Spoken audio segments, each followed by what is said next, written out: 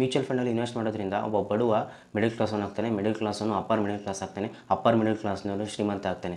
Mutual ಫಂಡಲ್ಲಿ ಯಾರು ಬೇಕಾದರೂ invest ಮಾಡ್ಬೋದು ಮತ್ತು ಎಷ್ಟು ಬೇಕಾದರೂ ಇನ್ವೆಸ್ಟ್ ಮಾಡ್ಬೋದು. ಮ್ಯೂಚುವಲ್ ಫಂಡಿಗೆ ಅಷ್ಟೇ ಇನ್ವೆಸ್ಟ್ ಮಾಡಬೇಕು, ಇಷ್ಟೇ ಇನ್ವೆಸ್ಟ್ ಮಾಡಬೇಕು ಅನ್ನೋ ಯಾವುದೇ ರೀತಿ ರೆಸ್ಟ್ರಿಕ್ಷನ್ ಇರೋದಿಲ್ಲ. ಮ್ಯೂಚುವಲ್ ಫಂಡಲ್ಲಿ ಪ್ರತಿಯೊಬ್ಬರು ಕೂಡ ಇನ್ವೆಸ್ಟ್ ಮಾಡ್ಬೋದು. ಹೇಗೆ ಅಂತ ಗೊತ್ತಾಗಬೇಕಾ? ಹಾಗಾದರೆ ಈ ವಿಡಿಯೋನ ಪೂರ್ತಿಯಾಗಿ ನೋಡಿ. ನಮ್ಮ ಇಂಡಿಯಾದಲ್ಲಿ 90% ಜನಕ್ಕೆ ಇನ್ವೆಸ್ಟ್ಮೆಂಟ್ ಅಂತ ತಕ್ಷಣ ನೆನಪಾಗೋದೇ ಗೋಲ್ಡ್ ಬಿಟ್ಟರೆ ಅವ್ರಿಗೆ ಯಾವ ಇನ್ವೆಸ್ಟ್ಮೆಂಟು ನೆನಪಾಗೋದಿಲ್ಲ. ನಾನು ಅಪ್ಪರ್ ಮಿಡಲ್ ಕ್ಲಾಸು ಶ್ರೀಮಂತರ ಬಗ್ಗೆ ಮಾತಾಡ್ತಾ ಇಲ್ಲ, ಬಡವರು ಮತ್ತು ಮಿಡಲ್ ಕ್ಲಾಸ್ರ ಬಗ್ಗೆ ಮಾತಾಡ್ತಾ ಇದ್ದೀನಿ. ಬಡವರಿಗೆ ಮತ್ತು ಮಿಡಲ್ ಕ್ಲಾಸವ್ರಿಗೆ ಇನ್ವೆಸ್ಟ್ಮೆಂಟ್ ಅಂದ ತಕ್ಷಣ ನೆನಪಾಗೋದೇ ಗೋಲ್ಡ್ ಬಿಟ್ಟರೆ ಅವ್ರಿಗೆ ಯಾವುದೇ ಇನ್ವೆಸ್ಟ್ಮೆಂಟು ನೆನಪೇ ಆಗೋದಿಲ್ಲ. ಅದಕ್ಕೋಸ್ಕರನೇ ನಮ್ಮ ಇಂಡಿಯಾದಲ್ಲಿ ಪ್ರತಿ ವರ್ಷ 800 to 900 ಟನ್ನ ನಾವು ಗೋಲ್ಡ್ನ ಇಂಪೋರ್ಟ್ ಮಾಡ್ಕೋತಾ ಇದ್ದೀವಿ. ಮತ್ತು ನಮ್ಮ India 5th largest gold importing country ಆಗಿದೆ. ಅದಕ್ಕೆ ಇಂಡಿಯಾದಲ್ಲಿ ಗೋಲ್ಡ್ಗೆ ಅಷ್ಟೊಂದು ಡಿಮ್ಯಾಂಡ್ ಇದೆ. ನಮ್ಮ ಜನಕ್ಕೆ ಗೋಲ್ಡ್ ಮೇಲೆ ಅಷ್ಟೊಂದು ಪ್ರೀತಿ. ನಾವು ಗೋಲ್ಡ್ನ ಮನೇಲಿ ಏನಾದರೂ ಮದುವೆ ಇದ್ದರೆ ಮದುವೆಗೆ ಪರ್ಚೇಸ್ ಮಾಡ್ತೀವಿ, ಹಬ್ಬ ಹರಿದಿನಗಳಲ್ಲಿ ಪರ್ಚೇಸ್ ಮಾಡ್ತೀವಿ, ಮತ್ತು ಮನೇಲಿ ಏನಾದರೂ ಹೆಣ್ಮಗು ಹುಟ್ಟಿದ್ರೆ ಅದಕ್ಕಿರಲಿ ಅಂತ ಇವಾಗಲೇ ಪರ್ಚೇಸ್ ಮಾಡ್ತೀವಿ. ಯಾಕಂದರೆ ಫ್ಯೂಚರ್ಲಿ ಗೋಲ್ಡು ಎಷ್ಟು ಕಾಸ್ಟ್ಲಿ ಆಗುತ್ತೆ ಅನ್ನೋ ಗೊತ್ತಿಲ್ಲ, ಈಗಲೇ ದುಡ್ಡಿದೆ ಪರ್ಚೇಸ್ ಮಾಡೋಣ ಅಂತ. ಅಂದರೆ ನಮ್ಮ ಮಿಡಲ್ ಕ್ಲಾಸ್ನವ್ರ ಕೈಲಿ ಮತ್ತು ಬಡವ್ರ ಕೈಲಿ ದುಡ್ಡಿದ್ರೆ ಅವ್ರು ಹೋಗಿ ಇನ್ವೆಸ್ಟ್ ಮಾಡೋದೇ ಗೋಲ್ಡಲ್ಲಿ. ಯಾಕಂದರೆ ಅದನ್ನು ಬಿಟ್ಟು ಅವ್ರಿಗೆ ಬೇರೆ ಏನೂ ಗೊತ್ತಿಲ್ಲ, ಬೇರೆ ಆಪ್ಷನ್ ಇದೆ ಅಂತಲೇ ಗೊತ್ತಿಲ್ಲ. ಯಾಕಂದರೆ ಸ್ಟಾಕ್ ಮಾರ್ಕೆಟಲ್ಲಿ ಇನ್ವೆಸ್ಟ್ ಮಾಡಬೇಕು ಅಂತ, ಮ್ಯೂಚುವಲ್ ಫಂಡಲ್ಲಿ ಇನ್ವೆಸ್ಟ್ ಮಾಡಬೇಕು ಅಂದರೆ ಅದು ರಿಸ್ಕು, ಅದು ಇದು ಅಂತ ಅವ್ರು ಹೇಳ್ತಾರೆ. ಅದಕ್ಕೆ ಗೋಲ್ಡು 2012ರಲ್ಲಿ 31,000 ಆಯಿತು 10 ಗ್ರಾಮ್ಗೆ. ಅದೇ ಇವಾಗ 62,000 ಆಗಿದೆ 10 ಗ್ರಾಮ್ಗೆ. ಅಂದರೆ ಲಾಸ್ಟ್ 12 ವರ್ಷದಲ್ಲಿ ಗೋಲ್ಡ್ ರೇಟು ಡಬಲ್ ಆಗಿದೆ. ನೀವೇನಾದರೂ 31,000ನ ಲಾಸ್ಟ್ 12 ವರ್ಷದಿಂದ ಗೋಲ್ಡಲ್ಲಿ ಇನ್ವೆಸ್ಟ್ ಮಾಡಿದರೆ ಅದು ಇವಾಗ 62,000 ಆಗಿದೆ. ಅಂದರೆ ನಿಮ್ಮ ಇನ್ವೆಸ್ಟ್ಮೆಂಟು ಡಬಲ್ ಆಗಿದೆ. ಅದನ್ನೇ ನೀವೇನಾದರೂ ಗೋಲ್ಡಲ್ಲಿ ಇನ್ವೆಸ್ಟ್ ಮಾಡಿದೆ, ಮ್ಯೂಚುವಲ್ ಫಂಡಲ್ಲಿ ಇನ್ವೆಸ್ಟ್ ಮಾಡಿದರೆ ಎಷ್ಟಾಗ್ತಿತ್ತು ಗೊತ್ತಾ? ನೀವು ಗೂಗಲಿಗೆ ಬನ್ನಿ. ಗೂಗಲಿಗೆ ಬಂದ ತಕ್ಷಣ best performing mutual fund last 10 years ಅಂತ ಸರ್ಚ್ ಮಾಡಿ. ಮೊದಲನೇ ಲಿಂಕ್ ಮೇಲೆ ಕ್ಲಿಕ್ ಮಾಡಿ. ಮೊದಲನೇ ಲಿಂಕ್ ಮೇಲೆ ಕ್ಲಿಕ್ ಮಾಡಿದ ತಕ್ಷಣ ಇಲ್ಲಿ ಬೆಸ್ಟ್ ಮ್ಯೂಚುವಲ್ ಫಂಡ್ ಬರುತ್ತೆ. ನಾನು ಟಾಪ್ 1ಅಲ್ಲಿರೋದು ತೊಗೊಳ್ಳೋದಿಲ್ಲ. ನಾನಿಲ್ಲಿ ಟಾಪ್ 1ಅಲ್ಲಿರೋದನ್ನು ತೊಗೊಳ್ಳೋದಿಲ್ಲ, ಕೆಳಗಡೆ ಇರೋದನ್ನು ತೊಗೋತೀನಿ. ಸ್ವಲ್ಪ ಕೆಳಗಡೆ ಬಂದರೆ ಕೋಟಕ್ ಎಮರೇಜಿಂಗ್ ಈಕ್ವಿಟಿ ಸ್ಕೀಮ್ ಅಂತ ಅದೆಷ್ಟು ಕೊಟ್ಟಿದೆ? 23% ರಿಟರ್ನ್ ಕೊಟ್ಟಿದೆ. 23% ರಿಟರ್ನ್ ಅಂದರೆ ಇದು ಎಷ್ಟಾಗುತ್ತೆ ಅಂತ ನಾನು ಲಮ್ಸಮ್ ಕ್ಯಾಲ್ಕುಲೇಟ್ರಲ್ಲಿ ಹೊಡೆದು ನೋಡ್ತೀನಿ. ಅದನ್ನೇ ನೀವು 23%ನ ಲಮ್ಸಮ್ ಕ್ಯಾಲ್ಕುಲೇಟ್ರಲ್ಲಿ ಹೊಡೆದು ನೋಡಿ ಎಷ್ಟಾಗುತ್ತೆ ಅಂತ. ಗೂಗಲಲ್ಲಿ ಹೋಗಿ ಲಮ್ಸಮ್ ಕ್ಯಾಲ್ಕುಲೇಟರ್ ಅಂತ ಸರ್ಚ್ ಮಾಡಿ. ಅವಾಗ ಇಲ್ಲಿ ಬರುತ್ತೆ ನೋಡಿ ಇನ್ವೆಸ್ಟ್ಮೆಂಟ್ ಅಮೌಂಟು. ಗೋಲ್ಡು ಲಾಸ್ಟ್ 10 yearsಯಿಂದ ಎಷ್ಟಿತ್ತು? 31,000 ಆಯ್ತಲ್ಲ.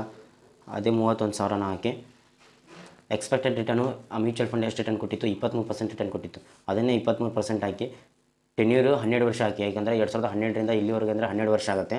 12 ವರ್ಷದಲ್ಲಿ 12 ವರ್ಷ ಹಾಕಿ ಈಗ ಪ್ಲ್ಯಾನ್ ಮೇಲೆ ವೆಲ್ತ್ ಮೇಲೆ ಕ್ಲಿಕ್ ಮಾಡ್ತೀನಿ. ಎಷ್ಟಾಗಿದೆ ಗೊತ್ತಾ? 3,72,000 ಆಗಿದೆ. ಇದೇ ದುಡ್ಡನ್ನು ನೀವೇನಾದರೂ ಗೋಲ್ಡಲ್ಲಿ ಇನ್ವೆಸ್ಟ್ ಮಾಡಿದೆ, ಮ್ಯೂಚುವಲ್ ಫಂಡಲ್ಲಿ ಇನ್ವೆಸ್ಟ್ ಮಾಡಿದರೆ ನಿಮ್ಮ ದುಡ್ಡು 3,72,000 ಆಗ್ತಿತ್ತು. ನೀವು ಗೋಲ್ಡಲ್ಲಿ ಇನ್ವೆಸ್ಟ್ ಮಾಡಿದ್ದಕ್ಕೆ ನಿಮ್ಮ ದುಡ್ಡು ಬರೀ ಡಬಲ್ ಆಗಿದೆ ಇನ್ವೆಸ್ಟ್ಮೆಂಟು. ಅದೇ ಇದರಲ್ಲಿ ನೋಡಿ ಎಷ್ಟು ಜಾಸ್ತಿ ಆಗಿದೆ.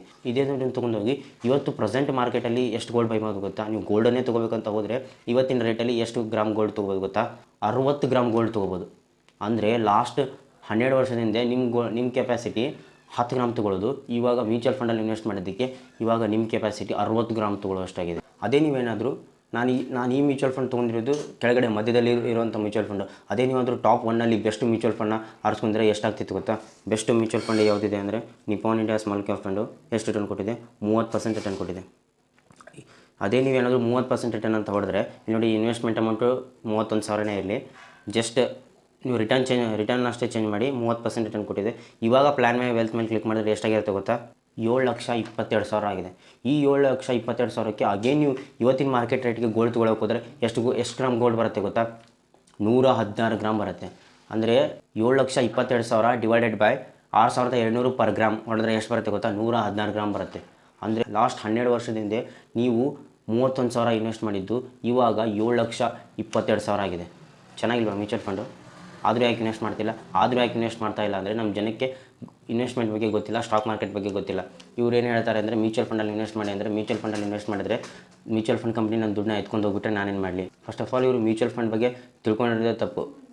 ಈಗ ಮ್ಯೂಚುವಲ್ ಫಂಡು ರಿಸ್ಕು ಅಂತ ಹೇಳ್ತಾ ಇರ್ತಾರಲ್ಲ, ಹಿಂಗೆ ಹೇಳೋನೇ ಹೋಗಿ ಅವ್ನ ಮನೆ ಹತ್ತಿರ ಇರೋ ಯಾವುದಾದ್ರೂ ಜ್ಯುವೆಲ್ಲರಿ ಶಾಪಲ್ಲಿ ಇನ್ಸ್ಟಾಲ್ಮೆಂಟ್ ಕಟ್ತಿರ್ತಾನೆ ಗೋಲ್ಡ್ ತೊಗೊಳಕ್ಕೆ. ಇವ್ನಿಗೆ ಆ ಗೋಲ್ಡ್ ಅಂಗಡಿ ಮೇಲೆ ನಂಬಿಕೆ ಇದೆ, ಆದರೆ ಸ್ಟಾಕ್ ಮಾರ್ಕೆಟ್ ಮೇಲೆ ನಂಬಿಕೆ ಇಲ್ಲ, ಮ್ಯೂಚುವಲ್ ಫಂಡ್ ಮೇಲೆ ನಂಬಿಕೆ ಇಲ್ಲ. ಮ್ಯೂಚುವಲ್ ಫಂಡ್ ದುಡ್ಡು ತೊಗೊಂಡು ಹೋಗ್ಬಿಟ್ರೆ ಅಂತ ಹಾಗೆ ಹೇಗಾಗುತ್ತೆ? ಯಾಕಂದರೆ ನಿಮ್ಮ ಮನೆ ಪಕ್ಕದಲ್ಲಿರುವಂಥ ಜ್ಯುವೆಲ್ಲರಿ ಶಾಪು, ನೀವು ಅಕ್ಕಪಕ್ಕ ಮನೇಲಿ ಹಾಕಿರೋ ಗೀಟಿ ಎಲ್ಲ ಯಾವುದೇ ರೀತಿ ರೆಗ್ಯುಲೇಟರ್ ಬರೋಲ್ಲ, ಯಾವುದೇ ರೀತಿ ಗೌರ್ಮೆಂಟ್ ಅಂಡರಲ್ಲಿ ಬರೋಲ್ಲ. ಅವನೇನಾದರೂ ಓಡೋದ್ರೆ ನೀವು ಪೊಲೀಸ್ ಕಂಪ್ಲೇಂಟ್ ಕೊಡಬೇಕು, ಕೋರ್ಟು ಕೇಸು ಅಂತ ಅಲ್ದಾಡಬೇಕಾಗತ್ತೆ. ಅದು ಯಾವುದೇ ರೀತಿ ರೆಗ್ಯುಲೇಟರಲ್ಲಿ ಬರೋಲ್ಲ. ಯಾವ ಥರ ಬ್ಯಾಂಕ್ನ RBI ರೆಗ್ಯುಲೇಟ್ ಮಾಡುತ್ತೋ ಅದೇ ರೀತಿ ಸ್ಟಾಕ್ ಮಾರ್ಕೆಟು ಸೆಬಿ ಅನ್ನೋದು ರೆಗ್ಯುಲೇಟ್ ಮಾಡುತ್ತೆ. ಸೆಬಿ ಅಂದರೆ securities and exchange board of India. ಯಾವ ಥರ ಬ್ಯಾಂಕೆಲ್ಲ RBI ಹೆಡ್ ಇರುತ್ತಲ್ಲ, ಹಾಗೆ ಸ್ಟಾಕ್ ಮಾರ್ಕೆಟ್ನ ಕಂಟ್ರೋಲ್ ಮಾಡೋಕ್ಕಂತಾನೆ ಸೆಬಿ ಇರುತ್ತೆ. ಸೆಬಿ ಈ ಮ್ಯೂಚುವಲ್ ಫಂಡು ಮತ್ತು ಸ್ಟಾಕ್ನ ಅನಲೈಸ್ ಮಾಡ್ತಾ ಇರುತ್ತೆ. ಅದು ಯಾವುದೇ ರೀತಿ ಓಡೋಗೋಕ್ಕೆ ಬಿಡೋಲ್ಲ. ಮ್ಯೂಚುವಲ್ ಫಂಡ್ ಕಂಪ್ನಿ ದುಡ್ಡು ತೊಗೊಂಡು ಓಡೋಗೋಕ್ಕೆ ಬರಲ್ಲ. ಯಾಕೆ ಓಡೋಗೋಕ್ಕೆ ಬರಲ್ಲ ಅಂದರೆ ಇವ್ನು ನಿಮ್ಮ ದುಡ್ಡು ತೊಗೊಂಡು ಏನು ಮಾಡ್ತಿರ್ತಾನೆ, ಇದೇ ನಿಮ್ಮ ದುಡ್ಡನ್ನ ತೊಗೊಂಡು ಹೋಗಿ ಇವನು ಇನ್ಫೋಸಿಸ್ಸು, TCS, ರಿಲಯನ್ಸು ಈ ಥರ ಕಂಪ್ನಿ ಮೇಲೆ ಇನ್ವೆಸ್ಟ್ ಮಾಡ್ತಾನೆ. ಅದ್ರ ಬಂದಿರೋ ರಿಟರ್ನ ನಿಮಗೆ ಕೊಡ್ತಾನೆ. ಈಗ ಅವ್ನು ಓಡೋಗಬೇಕು ಅಂದರೆ ಇನ್ಫೋಸಿಸ್ಸು, ರಿಲಯನ್ಸ್ ಇದನ್ನೆಲ್ಲ ತೊಗೊಂಡು ಓಡೋಗೋಕ್ಕಾಗತ್ತಾ? ಯಾಕಂದರೆ ಅವನು ಇನ್ವೆಸ್ಟ್ ಮಾಡಿದರೆ ಸ್ಟಾಕ್ ಮಾರ್ಕೆಟಲ್ಲಿ. ಈಕ್ವಿಟಿ ಮ್ಯೂಚುವಲ್ ಫಂಡ್ ಅಂದರೆ ಸ್ಟಾಕ್ ಮಾರ್ಕೆಟಲ್ಲೇ ಸ್ಟಾಕ್ಸಲ್ಲೇ ಇನ್ವೆಸ್ಟ್ ಮಾಡ್ತಾನೆ. ಅದಕ್ಕೋಸ್ಕರ ಮ್ಯೂಚುವಲ್ ಫಂಡ್ ಕಂಪ್ನಿಯವನು ನಿಮ್ಮ ದುಡ್ಡು ತೊಗೊಂಡು ಓಡೋಗಲ್ಲ. ಯಾಕಂದರೆ ಸೆಬಿ ನೋಡ್ತಾ ಇರುತ್ತೆ. ಸೆಬಿಗೆ ಅವ್ರು ರಿಪೋರ್ಟ್ ಹೇಳ್ತಾ ಇರಬೇಕು, ಹೀಗೆ ಇನ್ವೆಸ್ಟ್ ಮಾಡ್ತಾ ಇದ್ದೀನಿ ಅಂತ. ಮತ್ತು ನೀವು ಮ್ಯೂಚುವಲ್ ಫಂಡಲ್ಲಿ ಏನಾದರೂ ಇನ್ವೆಸ್ಟ್ ಮಾಡಿದ್ರೆ ಇವತ್ತು ನಿಮ್ದು ಏನಾದರೂ SIP ಆದರೂ ಮಾಡ್ಬೋದು, ಅದರಲ್ಲಿ ಲಂಪ್ಸಮ್ ಆದರೂ ಮಾಡ್ಬೋದು. SIP ಅಂದರೆ ಸಿಸ್ಟಮ್ಯಾಟಿಕ್ ಇನ್ವೆಸ್ಟ್ಮೆಂಟ್ ಪ್ಲಾನ್, ಲಂಪ್ಸಮ್ ಅಂದರೆ ನೀವು ಒನ್ ಟೈಮ್ ಇನ್ವೆಸ್ಟ್ ಮಾಡೋದು. ಎರಡನ್ನಾದರೂ ಮಾಡಿ. ನೀವು SIP ಮಾಡ್ತಿದ್ದೀರಾ ಅಂದರೆ ಇವತ್ತೇನಾದರೂ ನಿಮ್ಮ ಅಮೌಂಟಿಂದ ದುಡ್ಡು ಕಟ್ಟಾಗಿದೆ ಅಂದರೆ 95% ದುಡ್ಡನ್ನ ಅವತ್ತೇ ಸ್ಟಾಕ್ ಮಾರ್ಕೆಟಲ್ಲಿ ಇನ್ವೆಸ್ಟ್ ಮಾಡಬೇಕು ಅಂತ ಸೆಬಿ ಹೇಳುತ್ತೆ. ಇನ್ನು 5% ಬೇಕಾದರೆ ಅವನು ಇಟ್ಕೋಬೋದು, ಮುಂದೆ ನೆಕ್ಸ್ಟ್ ಆಪರ್ಚುನಿಟಿ ಸಿಕ್ಕಾಗ ಇನ್ವೆಸ್ಟ್ ಮಾಡ್ತೀನಿ ಅಂತ. ಆದರೆ 95% ಇನ್ವೆಸ್ಟ್ಮೆಂಟ್ನ ಅವತ್ತೇ ಅವನು ಇನ್ವೆಸ್ಟ್ ಮಾಡಬೇಕು. ಅದಕ್ಕೆ ಸೆಬಿ ಅದ್ರ ಮೇಲೆ ಯಾವಾಗಲೂ ಕಣ್ಣಿಟ್ಟಿರುತ್ತೆ. ಸ್ಟಾಕ್ ಮಾರ್ಕೆಟ್ ಅಲ್ಲಿ ಏರಿಳಿತಗಳಿರುತ್ತೆ ನಿಜ. ಸ್ಟಾಕ್ ಮಾರ್ಕೆಟಲ್ಲಿ ದುಡ್ಡು ಮೇಲೆ ರಿಸ್ಕ್ ಇರುತ್ತೆ, ಆದರೆ ನಿಮ್ಮ ದುಡ್ಡನ್ನ ಯಾರೂ ತೊಗೊಂಡು ಹೋಗುವಂಥ ರಿಸ್ಕ್ ಇರೋದಿಲ್ಲ. ಯಾಕಂದರೆ ಅಲ್ಲಿ ಸೆಬಿ ಇರುತ್ತೆ. ಅದಕ್ಕೋಸ್ಕರ ಜನಕ್ಕೆ ಮ್ಯೂಚುವಲ್ ಫಂಡ್ ಬಗ್ಗೆ ನಾಲೆಜ್ ಇಲ್ಲ. ಮ್ಯೂಚುವಲ್ ಫಂಡ್ ಅಂದರೆ ಏನು ಅಂತ ಗೊತ್ತಿಲ್ಲ. ನನ್ನ ಪ್ರಕಾರ ಪ್ರತಿಯೊಬ್ಬರು ಮ್ಯೂಚುವಲ್ ಫಂಡಲ್ಲಿ ಇನ್ವೆಸ್ಟ್ ಮಾಡಬೇಕು. ಯಾಕಂದರೆ ಮ್ಯೂಚುವಲ್ ಫಂಡಲ್ಲಿ ಇನ್ವೆಸ್ಟ್ ಮಾಡೋದು ಅಷ್ಟೊಂದು ಈಸಿ ಇದೆ, ಅಷ್ಟೊಂದೇನು ಕಾಂಪ್ಲಿಕೇಟ್ ಇಲ್ಲ. ಯಾರು ಬೇಕಾದರೂ ಇನ್ವೆಸ್ಟ್ ಮಾಡ್ಬೋದು. ಮತ್ತು ಸ್ಮಾಲ್ ಅಮೌಂಟಿಂದಲೇ ಶುರು ಮಾಡೋದು. ಇವಾಗ ₹100 ಇದ್ರೂ ಕೂಡ ಇನ್ವೆಸ್ಟ್ ಮಾಡ್ಬೋದು. ಅದೇ ₹100 ಇದ್ದರೆ ನೀವು ಗೋಲ್ಡಲ್ಲಿ ಇನ್ವೆಸ್ಟ್ ಮಾಡೋಕ್ಕಾಗಲ್ಲ, ಗೋಲ್ಡ್ ಪರ್ಚೇಸ್ ಮಾಡೋಕ್ಕಾಗಲ್ಲ. ಆದರೆ ಮ್ಯೂಚುವಲ್ ಫಂಡ್ನ ಪರ್ಚೇಸ್ ಮಾಡ್ಬೋದು. ಮತ್ತು ಮ್ಯೂಚುವಲ್ ಫಂಡಲ್ಲಿ ಇನ್ವೆಸ್ಟ್ ಮಾಡೋದ್ರಿಂದ ನೀವು ಅವತ್ತೇ ಈಗ ಈ ತಿಂಗಳು ಇನ್ವೆಸ್ಟ್ ಮಾಡಿದ್ದೀರಾ ಅಂದರೆ ಮುಂದಿನ ತಿಂಗಳೇ ನೀವು ವಿತ್ಡ್ರಾ ಮಾಡ್ಕೋಬೋದು. ಇವತ್ತಿಲ್ಲ ಅಂದರೆ ಇವತ್ತು ಇನ್ವೆಸ್ಟ್ ಮಾಡಿದ್ರೆ ನಾಳೆನೇ ನೀವು ವಿತ್ಡ್ರಾ ಮಾಡ್ಕೋಬೋದು. ಯಾವಾಗ ಬೇಕಾದರೂ ವಿತ್ಡ್ರಾ ಮಾಡ್ಕೋಬೋದು. ಅಷ್ಟು ಫ್ಲೆಕ್ಸಿಬಿಲಿಟಿ ಇರುತ್ತೆ, ಯಾರೂ ನಿಮಗೆ ಕೇಳೋಕೆ ಹೋಗೋದಿಲ್ಲ. ಈಗ ಮ್ಯೂಚುವಲ್ ಫಂಡ್ ಹೇಗೆ ವರ್ಕ್ ಆಗುತ್ತೆ, ಮ್ಯೂಚುವಲ್ ಫಂಡ್ ಹೇಗೆ ವರ್ಕ್ ಆಗುತ್ತೆ ಅಂದರೆ ಈಗ ನನ್ನ ಹತ್ರ 1,000, ಇನ್ನೊಬ್ಬನ ಹತ್ರ 1,000 ಅಂತಾರೆ. ಈ ಥರ 1,000 ಎಲ್ಲರ ಹತ್ರನೂ ದುಡ್ಡು ಕಲೆಕ್ಟ್ ಮಾಡಿ, ಪಬ್ಲಿಕ್ ಹತ್ರ ದುಡ್ಡು ಕಲೆಕ್ಟ್ ಮಾಡಿ ಇವರು ಇನ್ವೆಸ್ಟ್ ಮಾಡ್ತಾರೆ. ಈ ಕಂಪ್ನಿನ ನಾವು AMC ಅಂತೀವಿ. AMC ಅಂದರೆ ಅಸೆಟ್ ಮ್ಯಾನೇಜ್ಮೆಂಟ್ ಕಂಪನಿ ಅಂತ. ಅಸೆಟ್ ಅಂದರೆ ಇಲ್ಲಿ ನಮ್ಮ ಹತ್ರ ಪಬ್ಲಿಕ್ ಹತ್ರ ದುಡ್ಡು ತೊಗೊಂಡಿರ್ತಲ್ಲ, ಇದನ್ನು ಅಸೆಟ್ಟು. ಅವ್ರದ್ದು ಮ್ಯಾನೇಜ್ಮೆಂಟ್ ಕಂಪನಿ, ಅವರು ನಮ್ಮ ದುಡ್ಡನ್ನು ಮ್ಯಾನೇಜ್ ಮಾಡ್ತಾರೆ. ಈಗ ನಮಗೆ ಸ್ಟಾಕ್ಸಲ್ಲಿ ಇನ್ವೆಸ್ಟ್ ಮಾಡಬೇಕು ಅಂದರೆ ಫಂಡಮೆಂಟಲ್ ಅನಾಲಿಸಿಸ್ ಮಾಡೋಕ್ಕೆ ಗೊತ್ತಿರಬೇಕು, ಬಿಸ್ನೆಸ್ ಅನಾಲಿಸಿಸ್ ಮಾಡೋಕ್ಕೆ ಗೊತ್ತಿರಬೇಕು. ಪ್ರತಿಯೊಂದು ನಮಗೆ ನಾವು ಇನ್ವೆಸ್ಟ್ ಮಾಡಬೇಕು ಅಂದರೆ ನಾವು ಕಲಿತು ಇನ್ವೆಸ್ಟ್ ಮಾಡಬೇಕು. ಇಷ್ಟೆಲ್ಲ ಕಲಿಯೋಕ್ಕೆ ಇಷ್ಟ ಇಲ್ಲ, ಇಷ್ಟೆಲ್ಲ ಮಾರ್ಕೆಟಿಗೆ ಟೈಮ್ ಕೊಡೋದಕ್ಕೆ ಜನಕ್ಕೆ ಟೈಮೇ ಇರೋದಿಲ್ಲ. ಯಾಕಂದರೆ ಅವರು ಏನಾದರೂ ಕೆಲಸಕ್ಕೆ ಹೋಗ್ತಾ ಇರ್ತಾರೆ, ಅವರೇ ಒಂದು ಬಿಸ್ನೆಸ್ ಮಾಡ್ತಾ ಇರ್ತಾರೆ, ಅಲ್ಲಿ ಇಲ್ಲಿ ಎರಡೂ ಕಡೆ ಫೋಕಸ್ ಮಾಡೋಕ್ಕಾಗೋದಿಲ್ಲ ಅಂತ ಅಂಥವ್ರಿಗಂತಲೇ ಮಾಡಿರೋದು ಮ್ಯೂಚುವಲ್ ಫಂಡ್. ಮ್ಯೂಚುವಲ್ ಫಂಡಲ್ಲಿ ನೀವು ಯಾವುದೇ ರೀತಿ ತಲೆ ಕೆಡಿಸ್ಕೊಳ್ಳೋದು ಅವಶ್ಯಕತೆ ಇರೋದಿಲ್ಲ. ನಿಮ್ಮ ಪರವಾಗಿ ಫಂಡ್ ಮ್ಯಾನೇಜರ್ಸ್ ಇರ್ತಾರೆ, ಅವರು ಇನ್ವೆಸ್ಟ್ ಮಾಡ್ತಾ ಇರ್ತಾರೆ. ಆ ಫಂಡ್ ಮ್ಯಾನೇಜರ್ಸು ಸುಮ್ಮನೆ ಇರೋದಿಲ್ಲ, ಅವರು ಕಲ್ತಿರ್ತಾರೆ ಮತ್ತು ಸೆಬಿಯಿಂದ ಸರ್ಟಿಫೈ ಆಗಿರ್ತಾರೆ ಫಂಡ್ ಮ್ಯಾನೇಜರ್ಸು. ಸುಮ್ಮನೆ ಯಾರನ್ನ ಬೇಕಾದರೂ ಫಂಡ್ ಮ್ಯಾನೇಜರ್ಸ್ ಮಾಡೋದಿಲ್ಲ. ಸೆಬಿ ಅವ್ರನ್ನ ವೆರಿಫೈ ಮಾಡಿ, ಸರ್ಟಿಫೈ ಮಾಡಿ ಆಮೇಲೆ ಅವ್ರನ್ನ ಫಂಡ್ ಮ್ಯಾನೇಜರ್ನಾಗಿ ಮಾಡಿರುತ್ತೆ. ಅವರು ನಿಮ್ಮ ಪರವಾಗಿ ಕಂಪ್ನಿನ ಅನಲೈಸ್ ಮಾಡ್ತಾ ಇರ್ತಾರೆ. ಅವ್ರದ್ದು ಬೆಳಗ್ಗೆಯಿಂದ ರಾತ್ರಿವರೆಗೂ ಅದೇ ಕೆಲಸ. ಯಾವ ಕಂಪ್ನಿ ಚೆನ್ನಾಗಿದೆ, ಯಾವ ಕಂಪ್ನಿ ಚೆನ್ನಾಗಿಲ್ಲ, ಯಾವ ಕಂಪ್ನಿ ಮೇಲೆ ಇನ್ವೆಸ್ಟ್ ಮಾಡಬೇಕು, ಯಾವ ಕಂಪ್ನಿ ಮೇಲೆ ಇನ್ವೆಸ್ಟ್ ಮಾಡಬಾರ್ದು, ಇದೇ ರಿಸರ್ಚ್ ಮಾಡೋದೇ ಅವ್ರ ಕೆಲಸ. ನಿಮ್ಮ ದುಡ್ಡನ್ನ ತೊಗೊಂಡೋಗಿ ಅವ್ರು ಇನ್ವೆಸ್ಟ್ ಮಾಡ್ತಾರೆ. ನಿಮ್ಗೆ ಬಂದಿರೋ ದುಡ್ಡನ್ನು ಏನು ರಿಟರ್ನ್ ಬರುತ್ತೋ ಅದನ್ನು ನಿಮಗೆ ಕೊಡ್ತಾರೆ. 1%, 8% ಎಕ್ಸ್ಪೆನ್ಸಸ್ ಚಾರ್ಜ್ ಮಾಡ್ತಾರೆ ಅಷ್ಟೇ. ಅದು ಬಿಟ್ಟರೆ ಅಷ್ಟು ದುಡ್ಡು ನಿಮಗೆ ಕೊಡ್ತಾರೆ, ಅವ್ರೇನು ಇಟ್ಕೊಳ್ಳಲ್ಲ.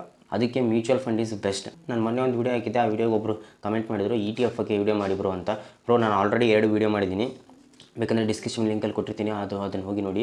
ಆ 2 ವೀಡಿಯೋದಲ್ಲಿ ಒಂದು ವೀಡಿಯೋದಲ್ಲಿ ETF ಬೆಸ್ಟ್ ETF ಯಾವುದು ಇನ್ವೆಸ್ಟ್ ಮಾಡೋದಕ್ಕೆ ಅಂತ ಅದನ್ನು ಹೇಳಿದ್ದೀನಿ. ಮತ್ತು ETF ಹೇಗೆ ಇನ್ವೆಸ್ಟ್ ಮಾಡಬೇಕು ಅನ್ನೋ ಸ್ಟ್ರಾಟಜಿನ ಹೇಳಿದ್ದೀನಿ. ಆ ವೀಡಿಯೋ ನೋಡಿ. ಆ 2 ವೀಡಿಯೋ ನೋಡಿದ ಮೇಲೆ ನಿಮ್ಗೆ ಇನ್ನೊಂದು ವೀಡಿಯೋ ಬೇಕು ಅನಿಸಿದ್ರೆ ಕಮೆಂಟ್ ಮಾಡಿಬ್ರು, ಖಂಡಿತ ನಾನು ವೀಡಿಯೋ ಮಾಡ್ತೀನಿ.